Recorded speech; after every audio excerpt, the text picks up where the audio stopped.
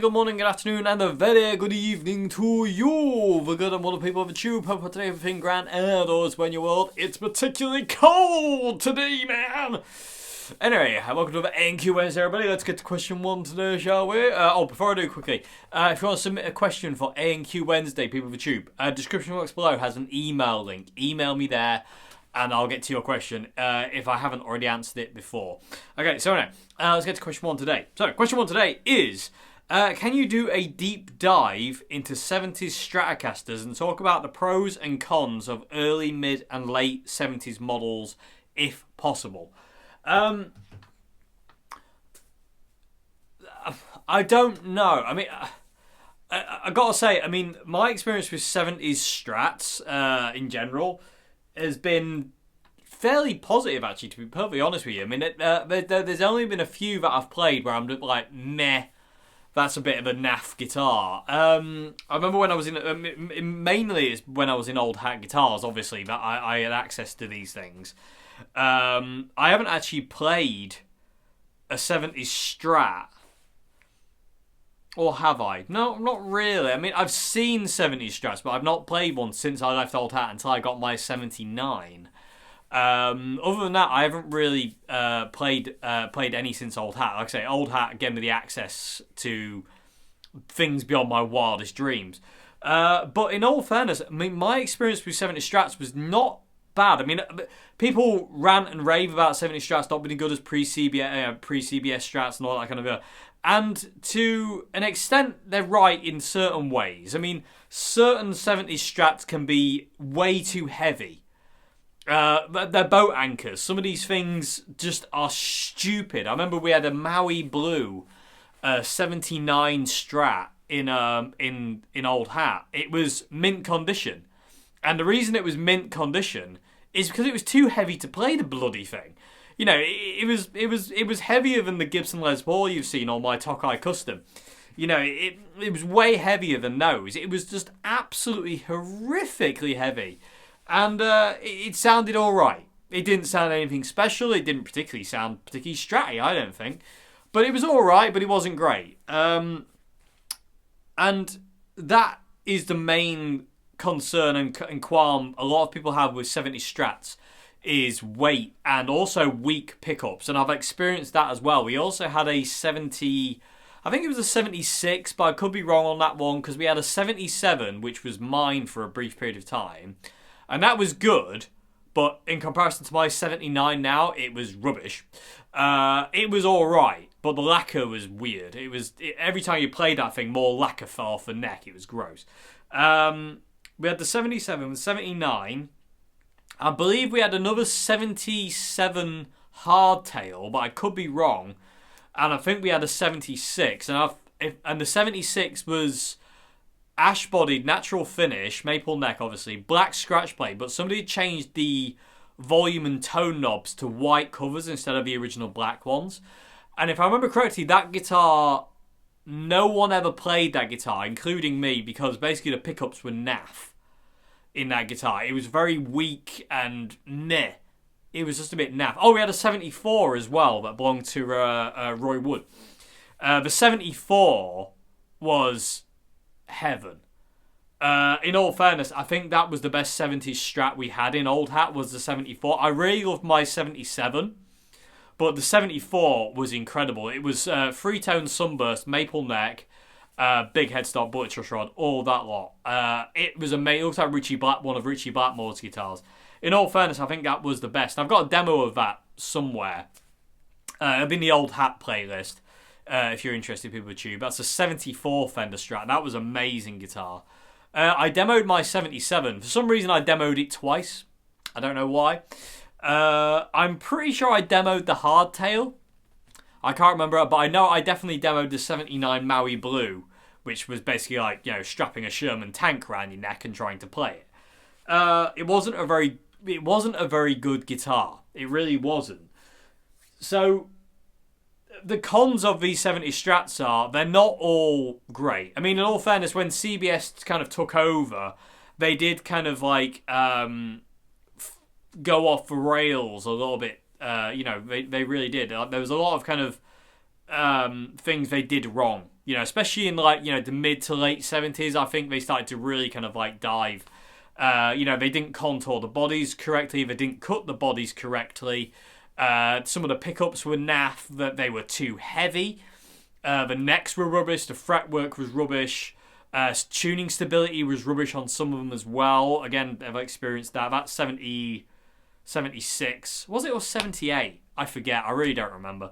It was a long time ago now. It's mental to think that like I worked in Old Hat from like 2013 to 2015, which means that's nearly 10 years ago.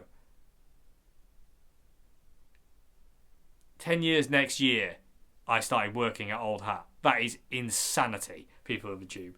Anyway, but yeah, there's a lot of cons. Heavy, necks are rubbish, pickups are rubbish, hardware's rubbish as well. Some of the nickel on the tremolos kind of flakes away, and it doesn't do very well. And the grub screws have a tendency to seize on some of them. Not all, though. Now that's the cons. The pros are, when you get a good 70s Strat, oh my god, the heavens open and the sun shines down and everything's good in the world again. They're not all bad. They're not all bad. They really are. My 79, I would not trade that guitar. That 79, let's get it, is amazing. Like I say, you've probably seen this one by now, people tube. But again, if you look really closely, again, no contours really on this guitar. That's the arm contour. You can see there isn't really anything there. And the belly cut is very, very, very shallow. I don't know how well the camera will be able to pick this up because it's quite bright. But yeah, there you go. You can kind of see in the light. The belly cut's really shallow. Another thing to note as well on my 79 is the body is cut really... It's almost a little bit too big. You can see the scratch plate here. This section here is too big. So if I get that close again, you can see how the scratch plate doesn't match up with the actual body there. I don't know how well that come across. Another thing as well is the neck doesn't fit the neck pocket. It's got a shelf. I don't know how well you'll see it, but like basically down this side here, there's a shelf. You can kind of see it. But this guitar is amazing. You know, as 70 Strats go, this rivals that 74 that I've played, and I'm really happy about that because I wanted a 70 Strat, and I've wanted one for quite a long time, but it had to be right. You know what I mean? I've looked them up online, and eventually, like I said, I mean, I think I said in the video with this guitar, that eventually what I thought I was going to have to do was basically parts caster it, buy a neck from the 70s, buy a body from the 70s, and then put it together how I want, and just basically have the body and the neck from the 70s.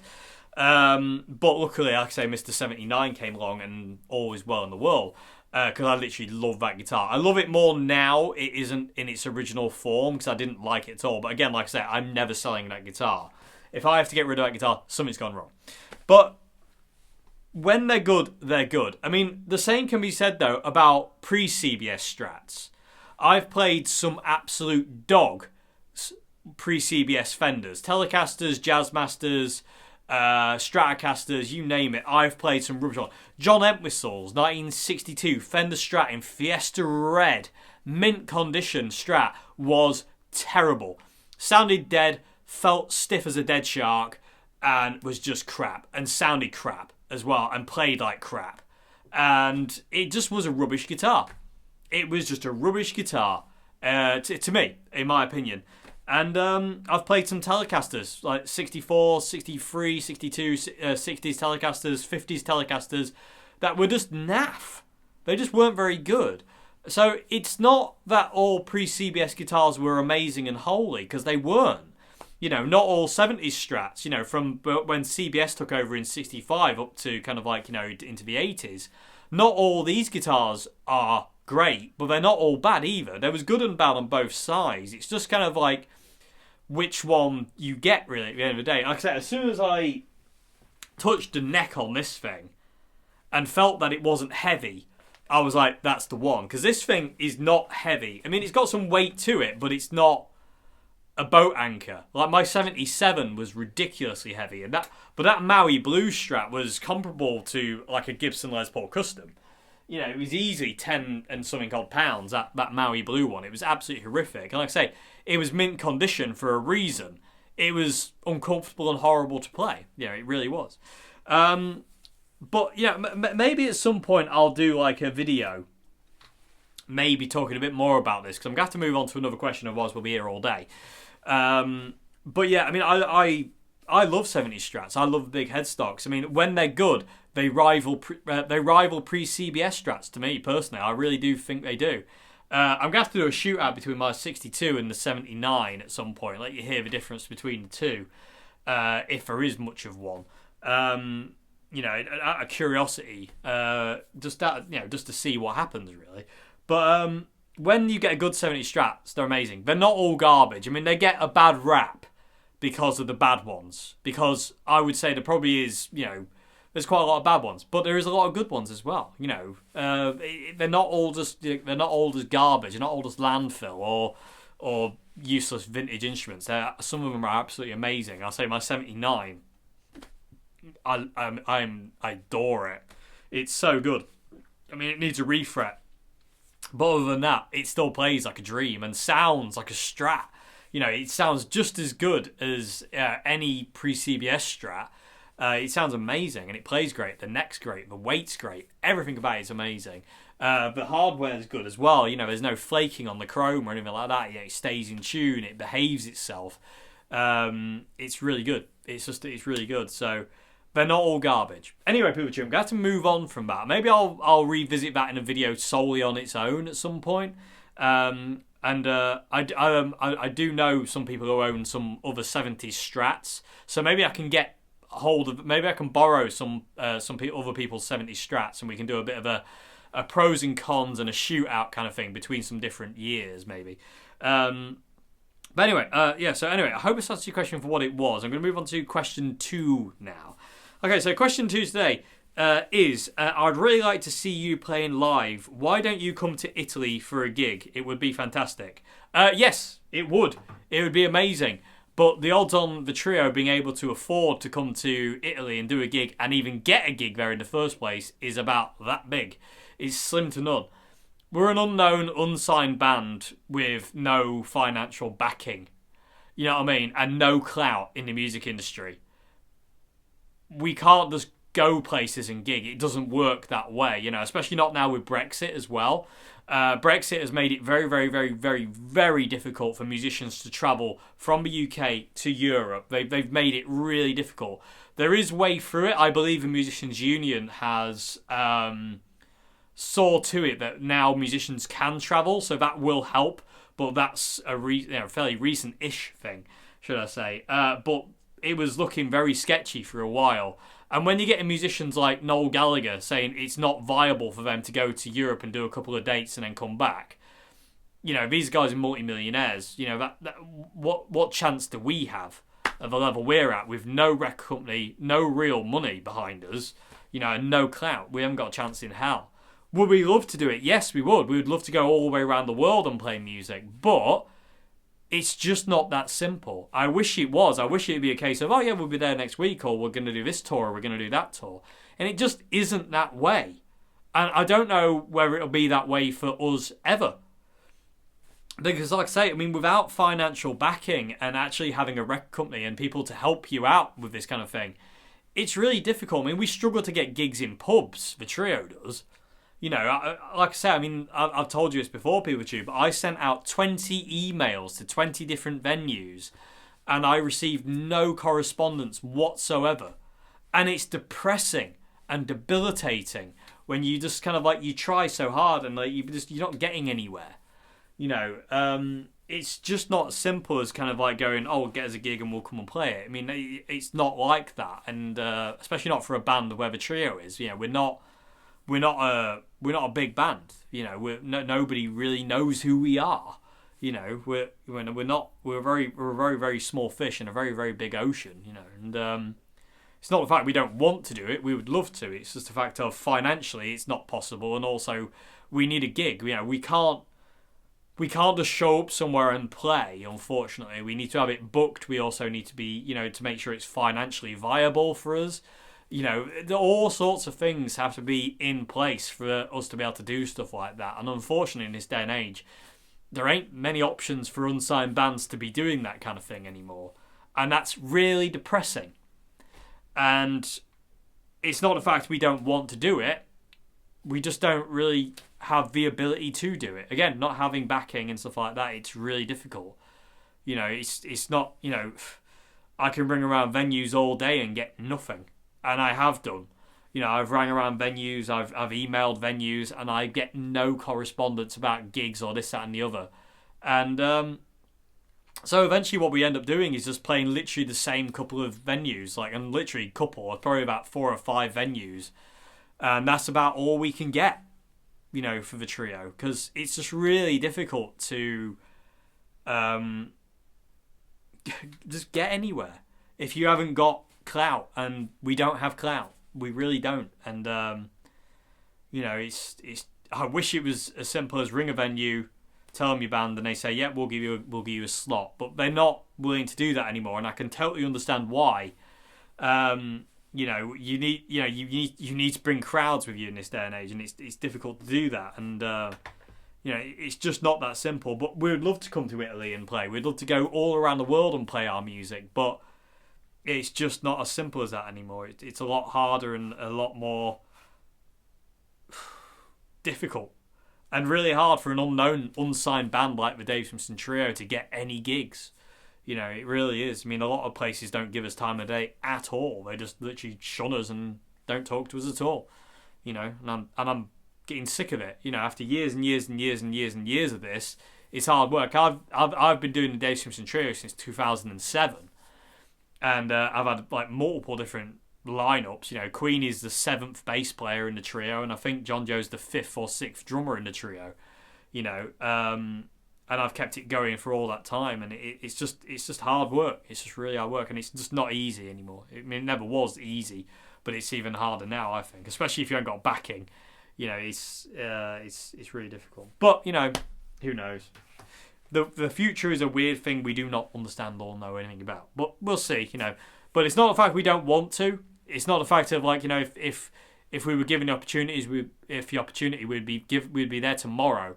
But there is no opportunity right now. There is no opportunities to do that kind of thing. No one's knocking on the back door of a Dave Simpson Trio and asking if we want to tour or do gig elsewhere. No one's doing that. There is there's no company knocking on our door saying we want to help you fund a tour and go on tour and do this, that, and the other. No interest whatsoever in that. Not through the lack of trying either, people of the tube. Anyway, I'm going to move on before I get ridiculously depressed on that one. Anyway, so I hope I answered this question as best I can.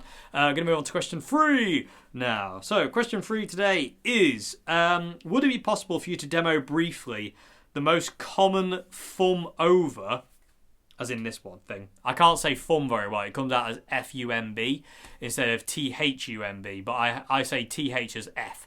Dyslexia for you, and also other things. Anyway, thumb over, would it be possible for you to demo briefly the most common thumb over chord shapes that you typically use? From what I can make out, you tend to use 3 or 4 regularly, but it's hard to see exactly what fingers are barring muting which strings. I'm learning guitar and struggle somewhat to find it comfortable with thumb over. Okay, yeah, I mean, thumb over takes years to be comfortable with. It's just like anything with the guitar. There's no quick and easy way to do anything. It's not that kind of instrument. No instrument is quick. Is a giving instrument straight away. So the main one would be like this major chord. So this is an A major. Okay, so basically my thumb is going onto the low E string on the 5th fret. Ring finger is on the 7th fret A. Little finger is on the 7th fret D. Middle finger then goes onto the 6th fret on the G. And my first finger bars the B and high E string on the 5th fret. Okay, and also sometimes I don't actually have the high E string in there at all. Sometimes my first finger arcs up. So instead of being flat, it kind of goes like this and kills the high E. So no high E. just mutes it out, and I just basically get the E, A, D, G, and B strings.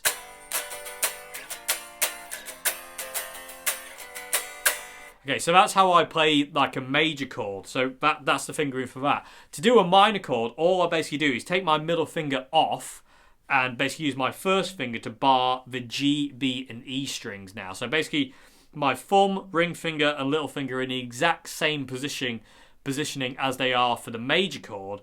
But the only thing different now is my first finger is barring the G, B, and E strings, and my middle finger now does nothing.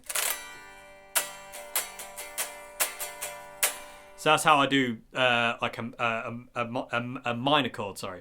So major chords like that, sometimes I have the high E string, sometimes I don't. That's without high E. This is with.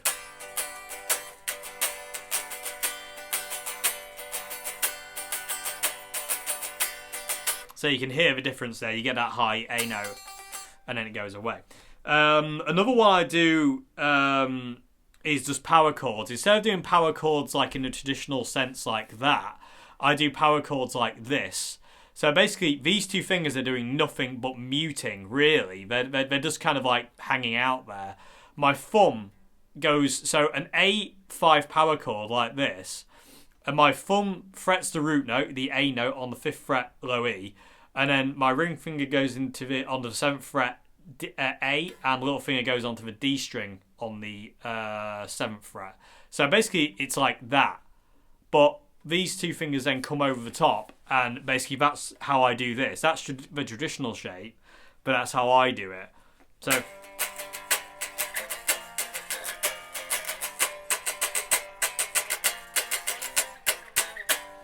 okay, so that's how I do power chords, and it kind of looks a bit weird because most of the time my hand just kind of looks like it's not doing anything.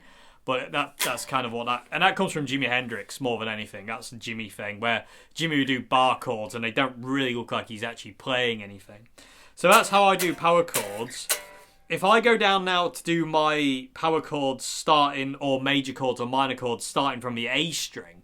So instead of using the low E as my root note, I now use the A string as my root note. So for instance, I play a D minor chord.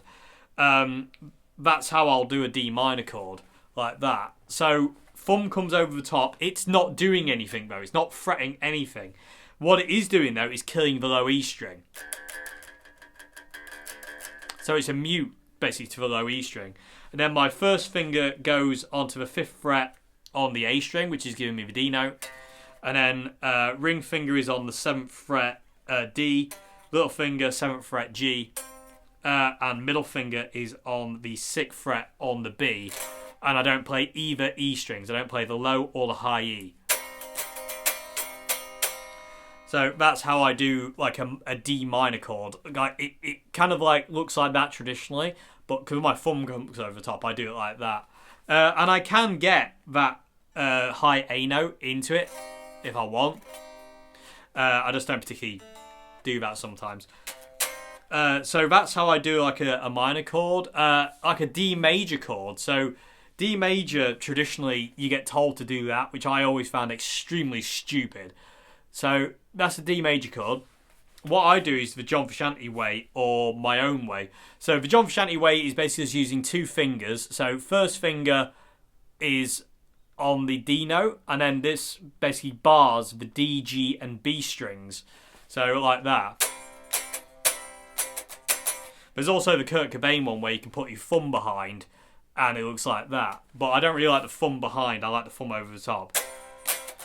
So that's how I'll do a D major chord. So D minor, D major, like that. Another way I do things as well is this, where I use my little finger to bar the D, G, and B strings. My first finger will play the root note, but what happens is my ring finger pins my little finger, like that. And that's a technique that I developed. I don't know when I started doing it, I just do it. And it's kind of like a Jimi Hendrix thing, but I kind of like stumbled across it. So that's another way of me playing a D major chord, is basically using my little finger to bar, but basically using my ring finger to pin it to the fretboard, like that. So that's another way I do it. So thumb over top, A major, A minor, A5 power chord, and then you got your D major, D minor, and yeah, and then that's basically it, really. But that's kind of what it is. And also, I found another reason why I like to play on my thumb over top is I can change chords really fast. Like when you're doing like traditional bar chords with thumb behind, and you change chords. Say, for instance, like.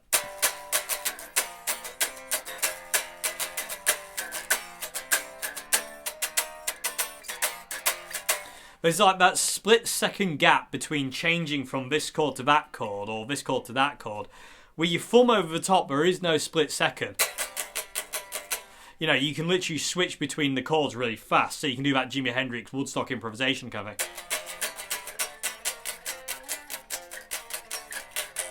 So, and it's less movement as well from a progression that kind of goes like this.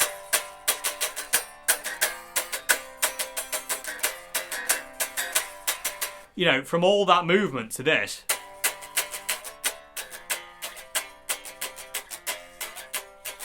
You know, your fingers are barely going anywhere. To me, playing with the thumb over top is just a lot more economical. It's better for your wrist as well, because your arm goes straight into the guitar neck instead of being at this kind of like right angle, which I never felt comfortable with ever anyway. Funny enough now, I can't actually play like this for very long anymore. I can do it for a brief period of time, but then my wrist starts to hurt because it's so unnatural now for me to play like this. I'm so used to playing with my thumb over the top of the neck that now is just totally weird and not right anymore. So, and again, I just like the economical way it makes you play, like.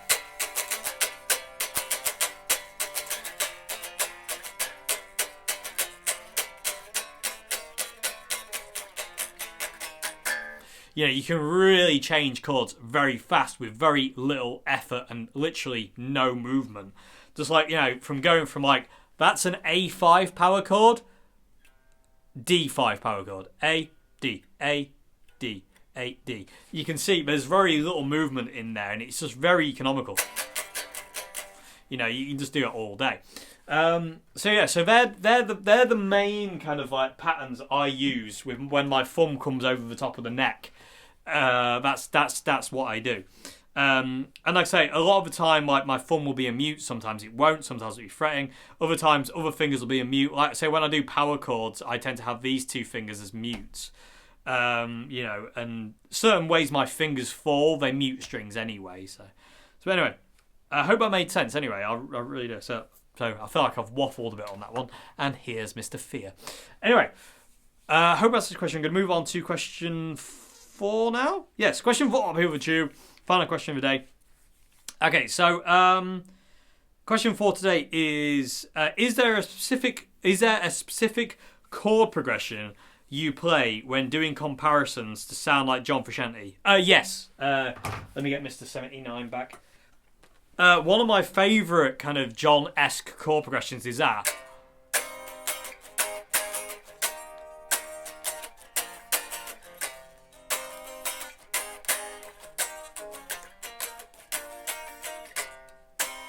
Which is D minor, B flat major, F major, and C major.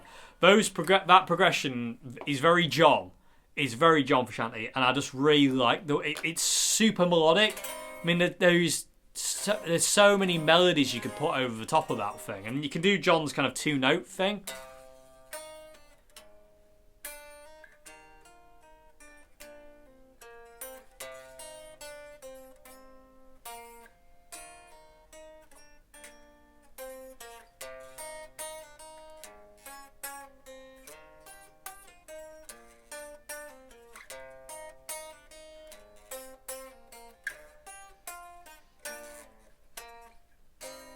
And I cocked up the ending, but you get the idea. You know, there's so much melodic thing in there, and it's really simple, and you can just get really lost in it. And again, that's where I am at with my guitar playing. Is I want to focus on the melodic side of guitar playing. I'm not interested in kind of like over a progression like that going. You know, that kind of thing. I'm not really interested in doing that kind of thing anymore. I've been there and I've got bored of it. You know, shredding's still fun and I still enjoy doing it. I like to sit there and go like this because I find it's really good exercise for your fingers. You know, it's really good. But when it comes down to actually making music and playing music, I'm not interested in that at all. I'd much rather go.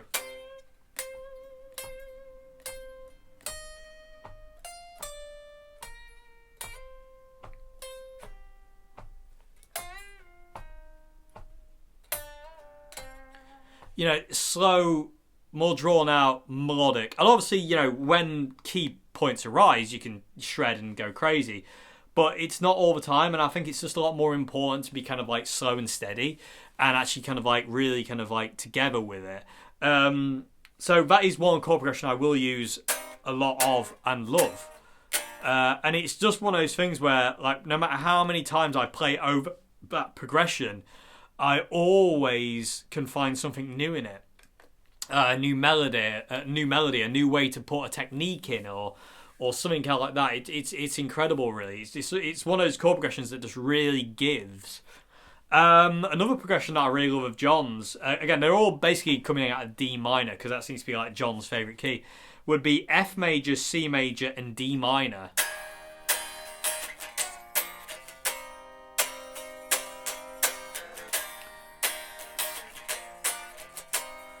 Very, very, very John. You know, that's another progression I use quite a lot.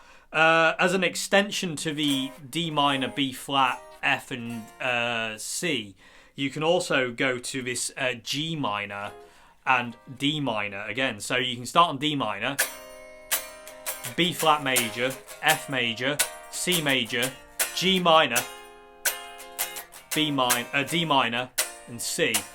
That's a really John progression.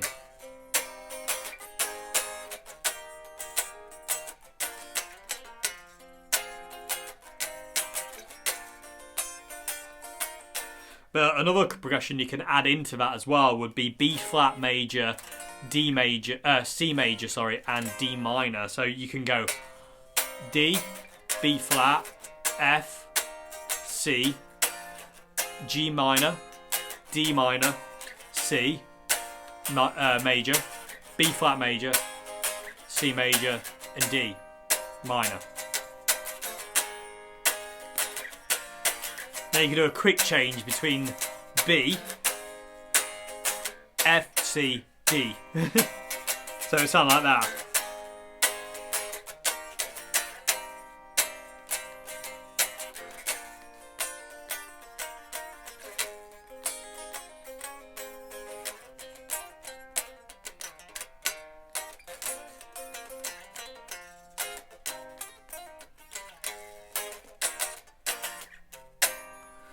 So that's really cool. Another thing that John does is he tends to kind of go to this kind of like harmonic in minor-y kind of sounding thing. So if we're in D minor again, there's another really cool chord progression. It's not really John, but it kind of is. But like if we go D minor, C major, B flat major, and then A major, it gives it a kind of like some kind of like Empyrean kind of light dark kind of sound.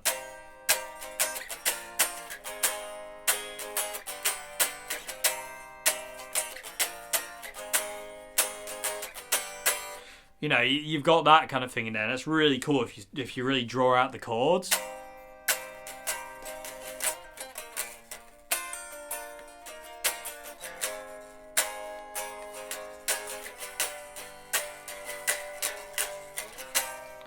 That kind of thing is really cool. And then also, because that's kind of a dark progression, you can then bring it up. You know, you've got D, da, da, da, and you go to there. And then if you go to an F, brings it out of the darkness.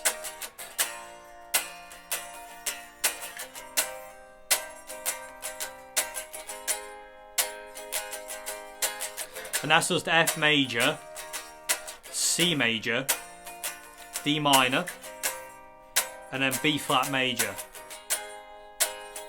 So you've got all these John-inspired chord progressions. Another one would be really cool is kind of like A minor, E minor, F major, C major, and G major. So A minor, E minor, F, C, and G. There's tons of chord progressions. I like to do the 2-note thing. Like I say,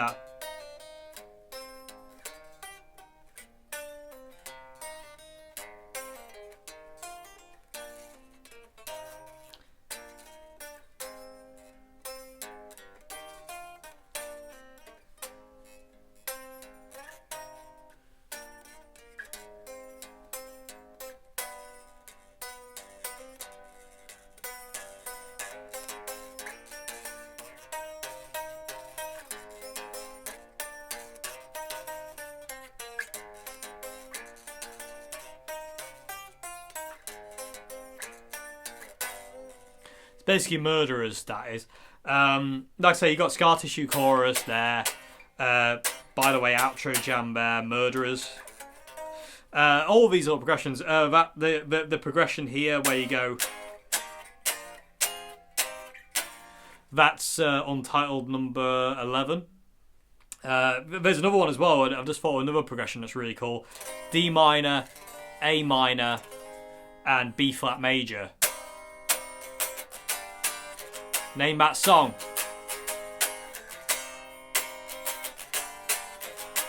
And then you can go to your F,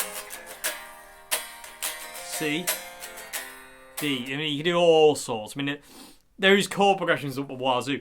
You can also go F major, D minor, C major, B flat major, or F, D minor, B flat, C. Yeah, all these things. All of them are very John-inspired kind of things. You can do a lot of Jimi Hendrix-isms and John-isms with it. So if you're kind of going...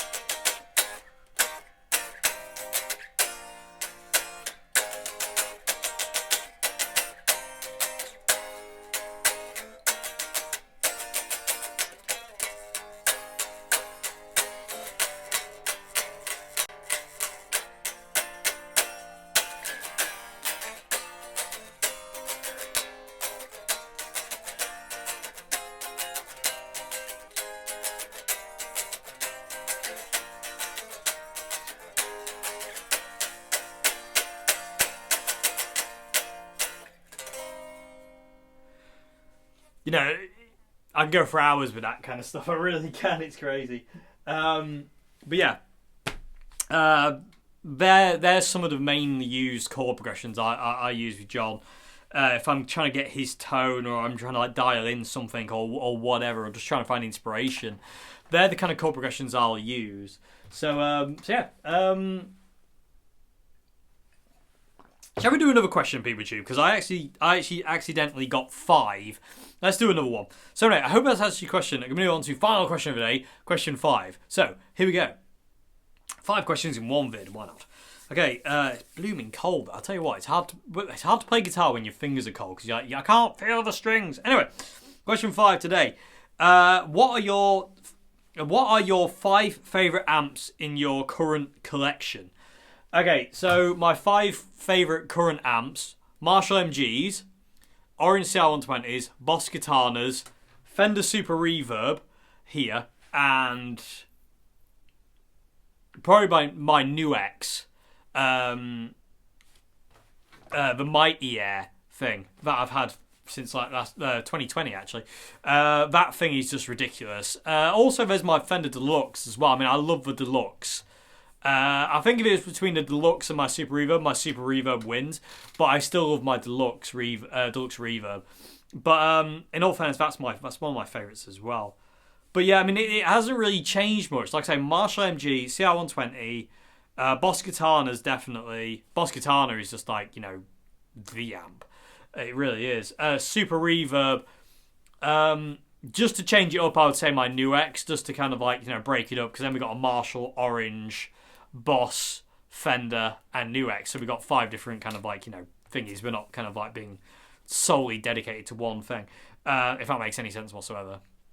But the new X is ridiculous. I'm going to do a video on that soon, revisiting the new X, because I just think they're just insanely amazing. They really are ridiculous. And like I say, I mean, I can't recommend the new X enough. I mean, I've noticed a lot of people recently have been demoing these new X's now. They're kind of coming out of the woodwork, and it's really, really strange to have demoed the new X Mighty Air like at the beginning of mid 2020 or beginning of 2020. I forget exactly, or was it late 2020? I don't know. It was 2020 at some point, and it's a long time. And it's funny, kind of like, you know, how like a year's gone by, and all of a sudden people are starting to demo the new X Mighty Air. It's like it's just kind of like reappearing out of the woodwork, and I'm really happy about that. Finally, people are seeing the new X. It's literally one of my favourite. It's the perfect travel, practice, and messing around amp. It's just insane, and it also sounds great when you record with it as well. Like I said, I'm going to revisit the new X at some point in the next couple of months. It won't be for a while yet, I don't think, because I've got a few things kind of scheduled in. But I'm going to revisit the new X, and you know, we'll go back to it, because I've got it dialed in like exactly where I want it now, and I absolutely love it to bits. It's literally the most amazing little amp I've ever used. The battery life's good, the tone's good. You know, it doesn't get too loud. It doesn't, you know, it doesn't lose tone. It's just amazing. The features are good. The app's easy to use. It's just wicked. It's just wicked. I can't even begin to express my love and joy with the new X. I really can't. But yeah, they're my top 5 favourite amps in my collection at this point in time. Obviously, there's amps like the Fender Bronco, which you've seen and stuff like that, and also my Voxes and certain other amps I've got, which I love as well. But like I say, that's it. I mean, the Fender Super Reverb is the real new kid on the block. It really is. I mean, that is really kind of like ridiculous. I am in a very, very, very, very, very, very deep love affair with this Super Reverb. It's just ridiculously good. I just can't get over how good that amp is. But yeah, they're my top 5 favourite amps at this point in time. Okay, so anyway, I hope that's a question. I hope I answered questions okay today, people tube. I hope there's been something you can take away in there. I hope the bits where I waffle on about kind of certain things made sense. And yeah, I hope it's just been you know, something you can take away. Yeah, if you like the videos I do here, people tube, please consider becoming a patron at Patreon. It really helps me out no end. Link to that is in the description box below. As well as links to my merch store on Teespring, where you can buy hoodies. I will be getting some more stuff up on there at some point. I know I keep saying that. It's just having the time to do it, which I don't have right now. I will get around to designing more kind of hoodies and stuff like that. I'm going to get some Dave Simpson Trio stuff on there as well, as soon as I can and have time to do it. There's also links down there as well to my Bandcamp, where you can go and listen, and please consider buying some of the music that I have out on there. It's not just me. There's obviously the Dave Simpson Trio and some stuff that me and Queenie have done as well. So yeah, please always check the description box for things and stuff like that. And also timestamps in the description box as well. But it's chaptered now anyway, but you know what I mean. Anyway, I hope you enjoyed this video, people tube. I'll see you again on Friday for a shootout. It should be very interesting, hopefully. Until then, have a great morning, afternoon, and good evening. Goodbye now. Thank you for watching.